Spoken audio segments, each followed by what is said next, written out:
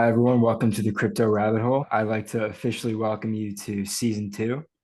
So today we have with us Dave Newman, who is currently the president of KC3 Capital and was formerly the head of macro training at More Capital. Dave, first of all, thanks so much for coming. So just first off, would you mind running us through your journey on both the sell and buy side leading up to when you formed KC3? Yeah, sure. I think I graduated from college at Brown University in 1986. I went to work in a credit training program for Manufacturers Hanover. I left there about a year and a half later to work I wanted to work in sales and trading. So I went to work for a bank to do currency sales and trading. I really didn't know what I was getting into. I just knew I didn't want to be in credit anymore, which is, probably a little bit short-sighted, but, I was 23 at the time. And from there, I went to Bank of Montreal. That included New York and Chicago. And then I went to business school at night at the University of Chicago, got my MBA. And then after that, I went to work at JP Morgan. I was there for about 10 years, half of it in New York, half of it in London. The merger happened between Chase and JP Morgan. It was a good opportunity for me to get back to New York with another firm, Credit Suisse, where I had a similar role that I had at JP Morgan, which was global head of sales and structuring for currencies, commodities, and some emerging markets. And then I left there in 2006. I went to work at SAC, where I was hiring portfolio managers in the macro space. And then I went to More Capital. About a year and a half after that, I got recruited away. I knew of More Capital from years of being in the markets and had a lot of respect for them.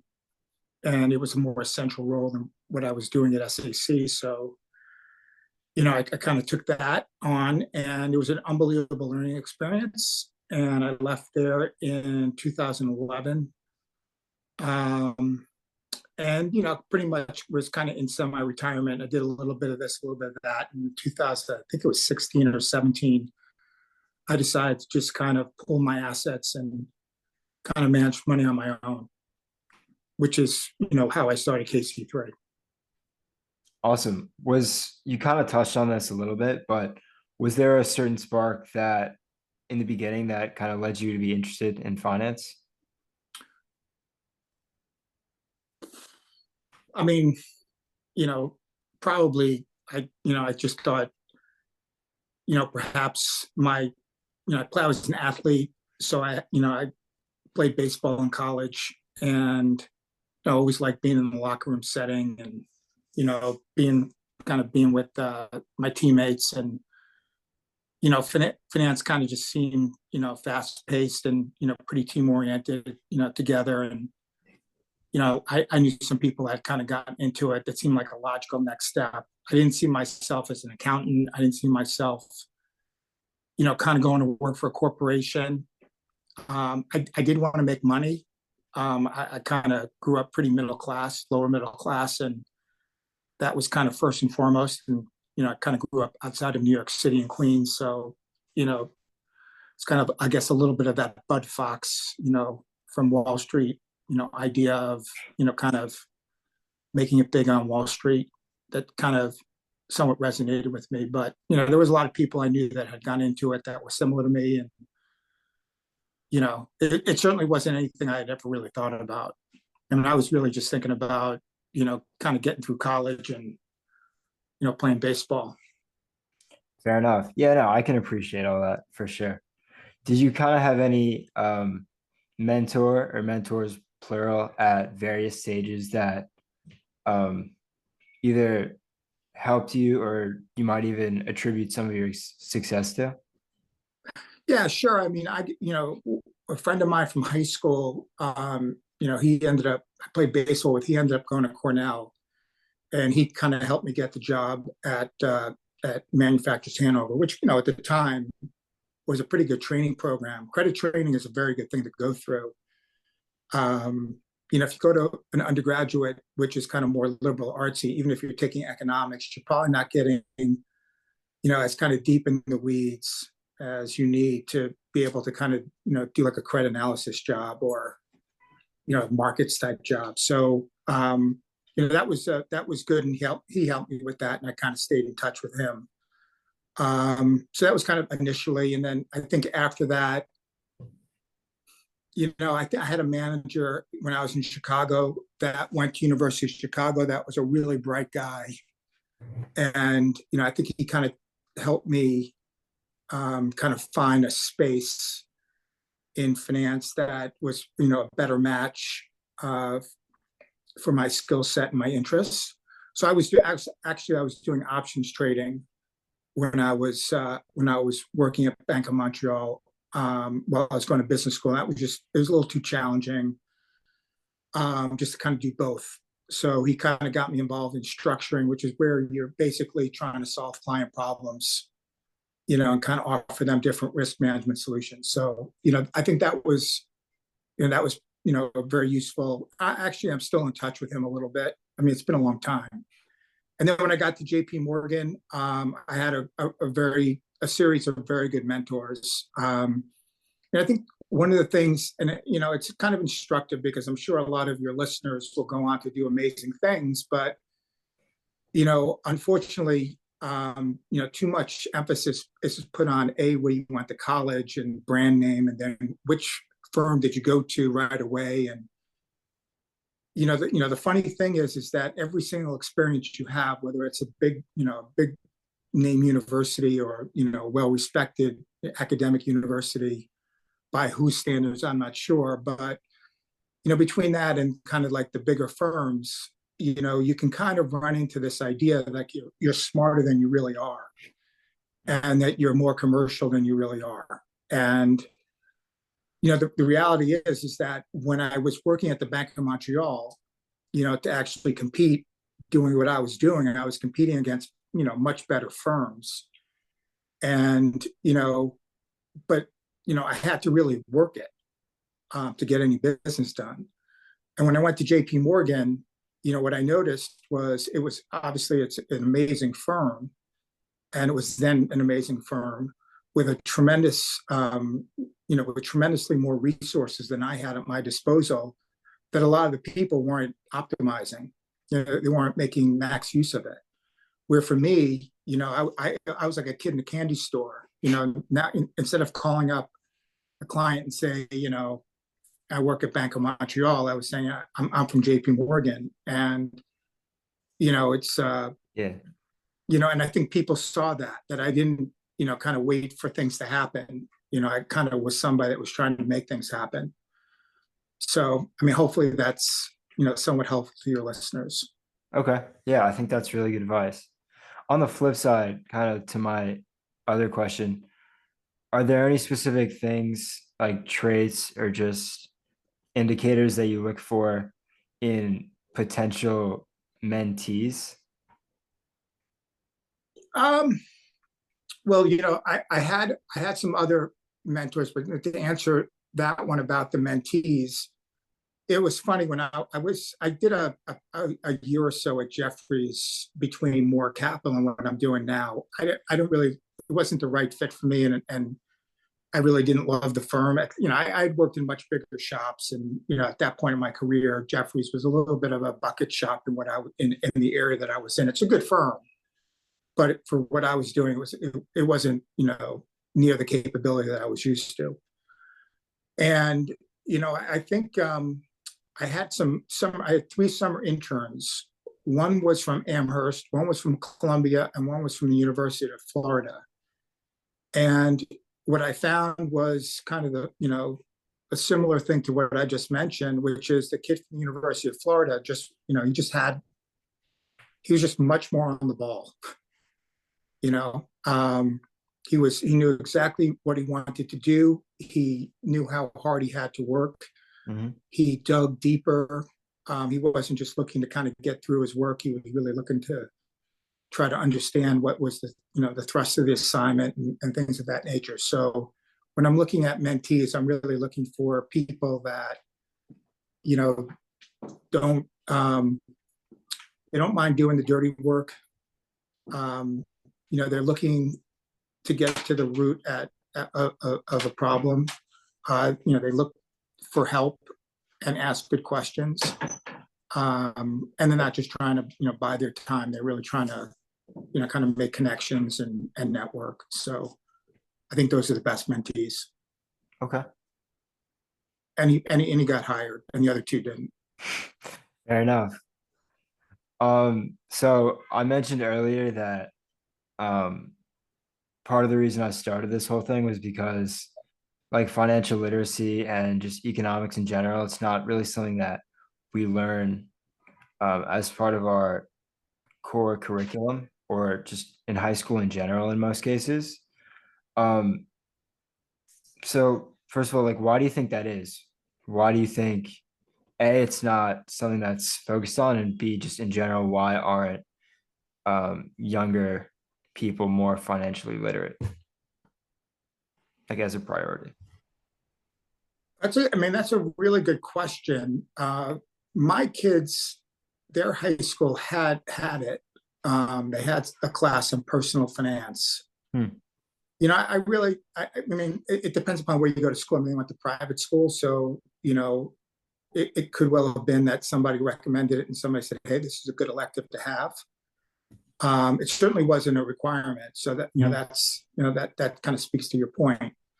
I think other places it just might be, kind of the slow moving bureaucracy with a lot of budgetary issues, Yeah. and it's just maybe it's just hard to make the case. And it could well be that kind of compare it foundationally to to other things like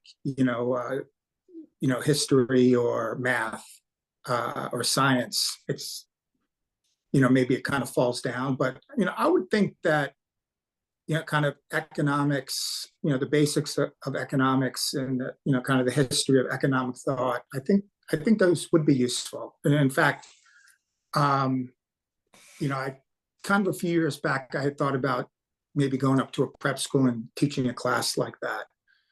And I know that one school had it, not all schools had it. Berkshire Academy up in Massachusetts had it, but not all of them do. They like to think of themselves as, you know, um, a little bit client driven or student driven, and there just might not have been as much interest. Okay. I mean, kids are trying to get into college, right? Right. And that they have to think, okay, if I'm going to take 4 or 5 APs, I want to be on that track. But I do think it's like when I was going to high school, we had like wood shop and metal shop and home economics and things of that nature. So I think it is definitely one of those things that should be offered. Not that I think people at young ages aren't exposed to personal finance, but I do think they can kind of get maybe they can kind of misconstrue what it's really all about, and just kind of how to manage credit cards and budgets and things of that nature. I mean, it's obviously not complicated. So this is also partly a crypto podcast, right? So you Yeah, go ahead. can't really do that without talking about what's been happening recently with Sam Bankman-Fried and FTX and kind of all the fraud that's going on. So from your perspective, do you think this is going to be like a big problem for digital markets going forward? How do you think it's going to affect that? Well, I kind of come at it, a little bit late in the game. I mean, my son had mentioned something to me about it because he did some computer science when he was at university. And so he kind of, hey, you should look at this stuff's pretty interesting. And, I think he might have bought some Ethereum at like $200. And then probably sold it at like 300. But I think he kind of had a general sense of things, and it looked pretty interesting. I mean, I kind of read the white paper. Um, I kind of knew some of the players involved. I know Dan Moorhead personally. I know Dan Tapiero. I know some of the people that have kind of been in the center of the whole thing. And they're legitimate people that kind of know up from down. And I think there's probably something there, but it seemed to kind of develop this almost mania that it becomes a little bit hard to understand and appreciate exactly what the kind of the foundational points are and the use cases are. Mhm. So, I mean, I kind of like to look at it kind of almost at a 20,000-foot level. And I think, everything kind of it was kind of like ping ponging between like, how do I make money? You got to get in, have fun staying poor, thanks boomer, to, there's a lot of really interesting technology here that, could solve some problems like, cross-border payments, helping oppressed people in inflationary or oppressive regimes kind of either, as a decent store of value and be able to kind of, retain their, stored productivity. So I mean, you kind of look at it, you're like, okay, I think there's kind of something there, but what, like okay, so tell me what this is and how to value it. How to value, something like Bitcoin or Ether, and none of those things really kind of resonated with me. I think you can price them in the same way that you can price, art or a collectible. I think there's a price that people will want, but in terms of trying to value it, and I never really, I don't think you can do that. They don't throw off cash flows. Then all this stuff that's kind of added on top of it to kind of create this ecosystem, or these what they call DeFi, but there's a lot of centralization within it. Right. And then obviously you start seeing some of these things that kind of built on top of it that have some combination of mismanagement and poor risk control and obviously fraud. And you're just kind of looking at it going like, wow, this is a mess. Yeah. I mean, it definitely looks that way at the moment. So one of the things that went awfully wrong with FTX, right, was just the total lack of management and organization there. Obviously, no one really did enough due diligence into FTX before kind of investing in it. So what's your process for identifying good management teams before you invest? Well, I think the most interesting thing that I've seen wasn't that, there were a lot of evangelists that were kind of talking up the entire space. Mhm. I've seen different bubbles and I've studied a lot of them. And I would encourage anybody that kind of is looking to kind of get involved in finance to really study as much as possible economic history. And I think bubbles are kind of a really interesting intersection of kind of economics and psychology, and I guess the madness of crowds. But I think we kind of have these situations from time to time where there's just so much happening so quickly that people just suspend their common sense.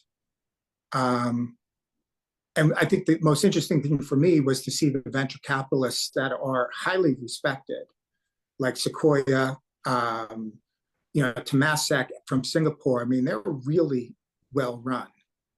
And so, it became a little bit odd that, outside money was coming in thinking, well, I don't really want to buy the coins. I'll invest in some of these platforms and exchanges. And then they didn't have board seats. Mm-hmm. So I kind of found that to be, kind of somewhat odd. And truth be told, I'm an investor in, one of those players.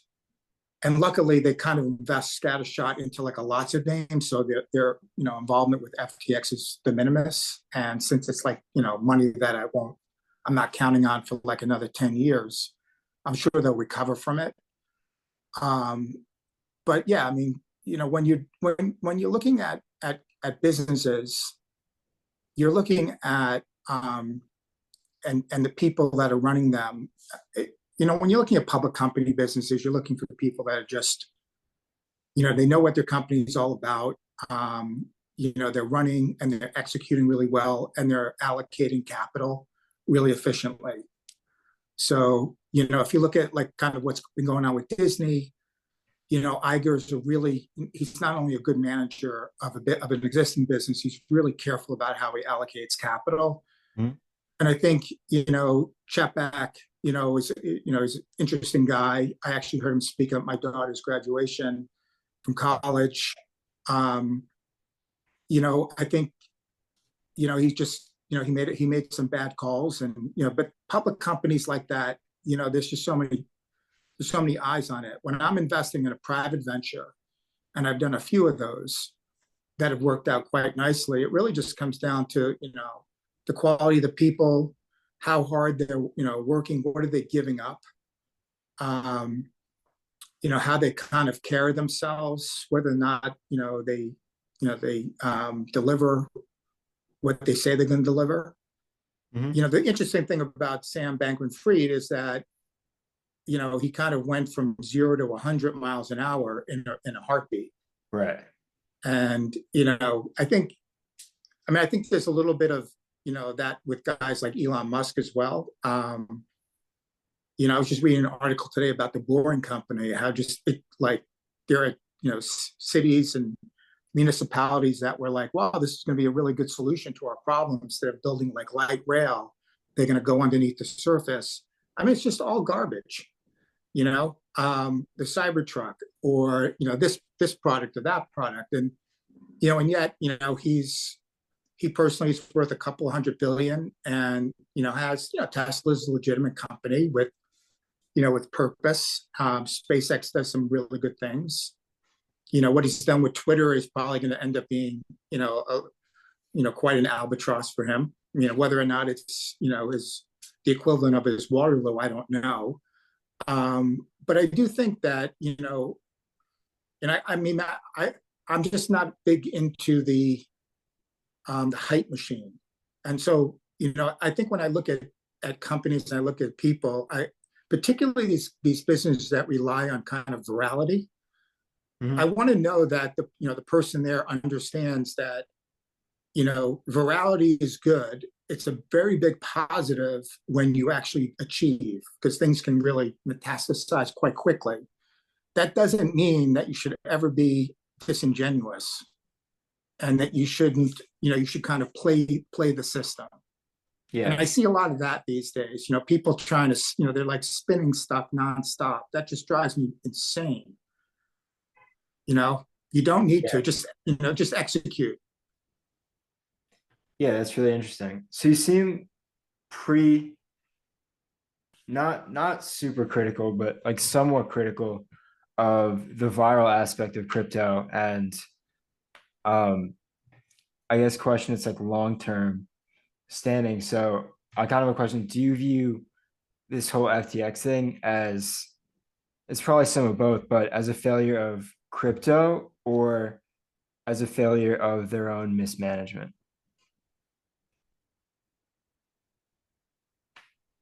Well, I think, obviously they've mismatched something. I mean, what's right. Interesting is I don't understand where the capital hole came from, where the money went. Mm-hmm. So it's hard to answer that question. I suspect that it's probably been some speculation gone awry. So, and then, then using customer money, to try to buy time to fill that capital hole. You know,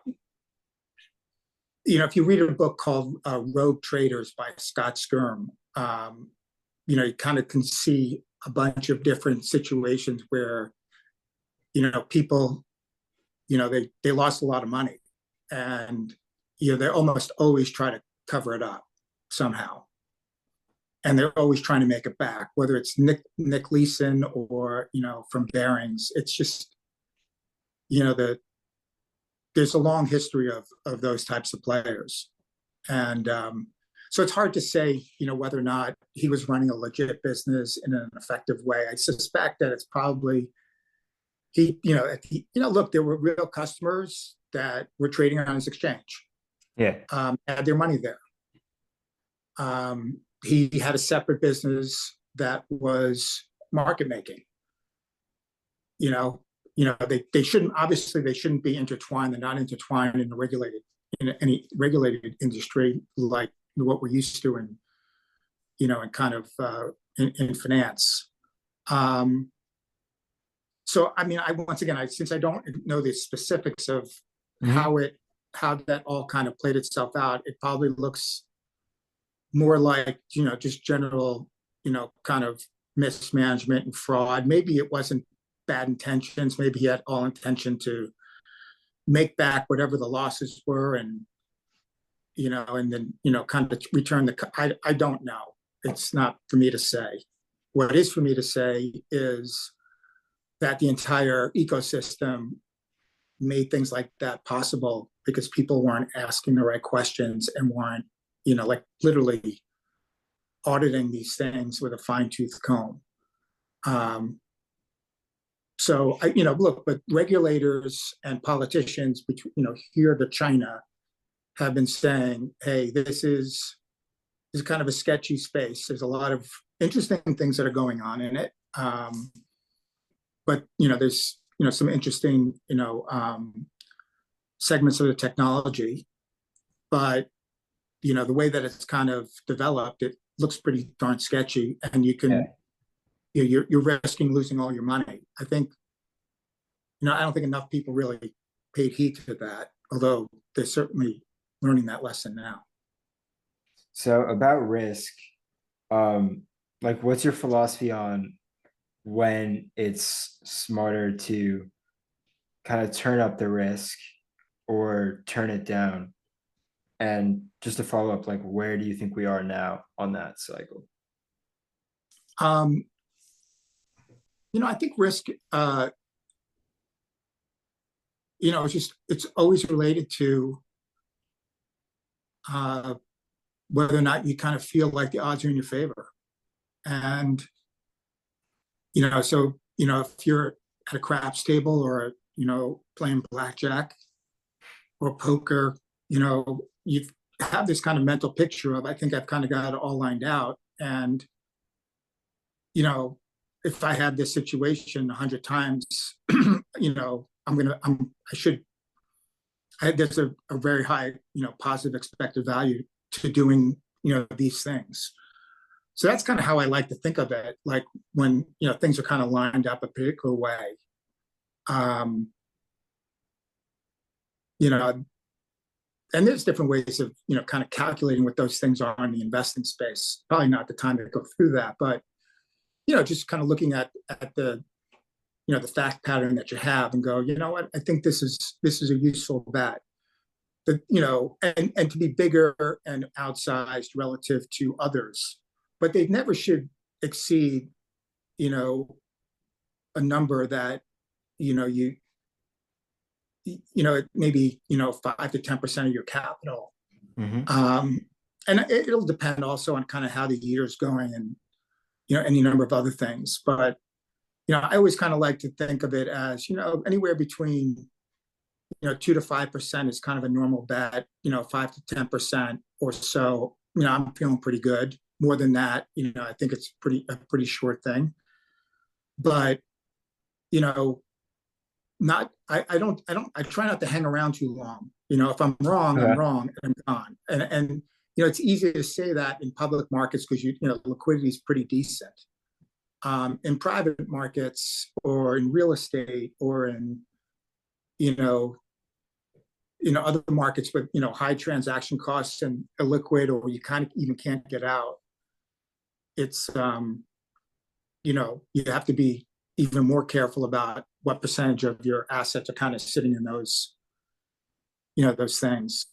So like what's interesting is to see, like, how Sam Bankman-Fried was investing, whether it was his money or clients' money, in some of the firms that were investing in him, but private equity generally, those are illiquid assets. You don't get those back because you need it.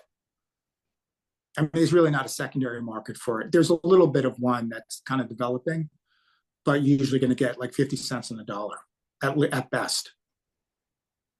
So, I think the critical thing is just,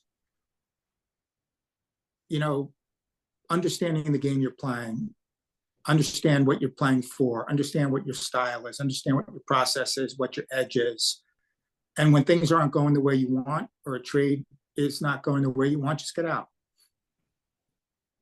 Yeah. Just don't let it distract you. Because then you become, then you're a zealot. Yeah. And, how many different things can, there's just so many things out there that you can wager on.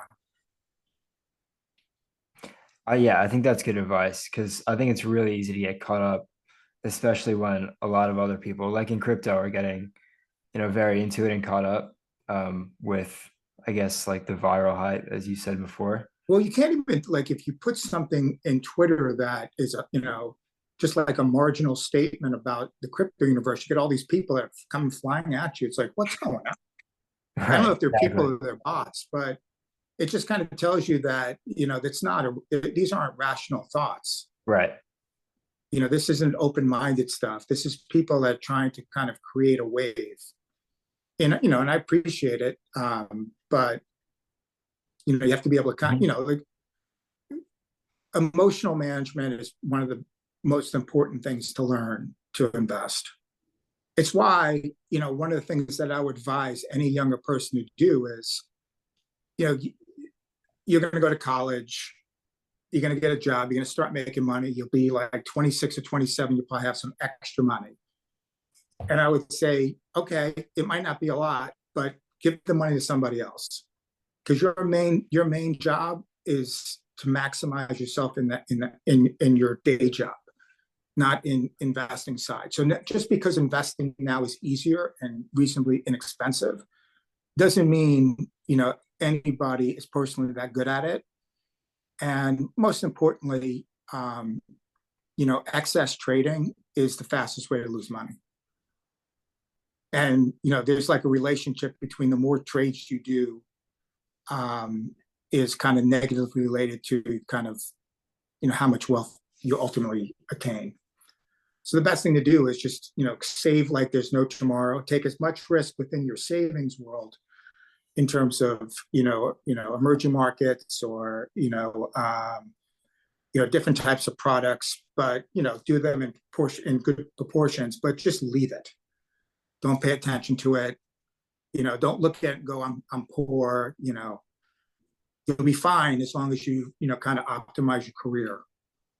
And by the end of it, you'll look and go, okay, this is pretty good nest egg.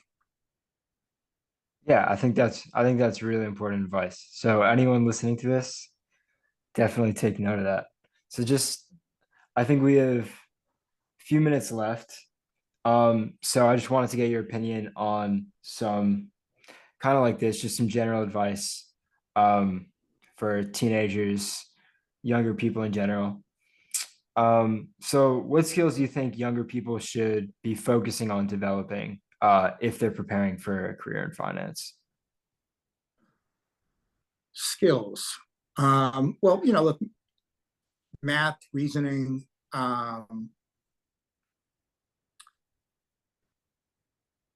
like I don't, there's so many different parts of finance. There's, I just think is, just, try to talk to people that do it. I don't think there's any particular skills, I just think just kind of, learning as much as you can about kind of how it all works, and most importantly, kind of, get a much kind of broader perspective of kind of how it really fits into the universe, like what finance is all about. Like sometimes, like even for me, I got into it because it was a way to make money.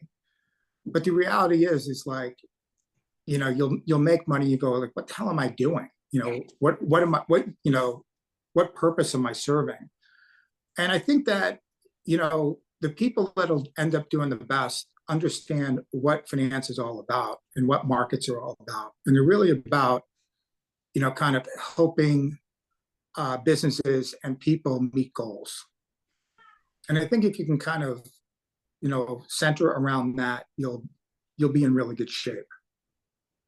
Like these things they're just not ways to kind of make a quick buck. Yeah. They're I know maybe I learned this when I was at JP Morgan, when I first came out of business school. Our job was to help our clients grow, help them solve problems. And whether that was giving them financing, or it was solving a risk management problem, or solving an operational problem, or getting access to information that could help, they could kind of think about where they might want to grow their business, or where they might want to kind of protect some of their assets. It was always about trying to help an end user. And I think the people that will like what's the skill set? I think the skill set is kind of well-roundedness, a broad understanding of where this all fits. Yeah. All right. Awesome. For sure. Thank you so much. So lastly, for our audience, if anyone watching wants to kind of find more, just find anything more about like your ideas or any content that you have, is there anywhere they can do that? Well, I occasionally write. I haven't written for a while for a friend's newsletter called Hedge Fund Telemetry. It's a paid service, so I'm not sure they'll have access to everything, but my stuff's usually free. Okay. And I'll kind of write about some, broad macro themes that I've been kind of noodling over and studying. And I occasionally post on Twitter at Dave Newman 64. All right. Yeah. Sounds awesome. So I urge anyone to for sure check that out. And Dave, thanks so much for coming. Thank you, Alec. Really enjoyed having you. Appreciate it.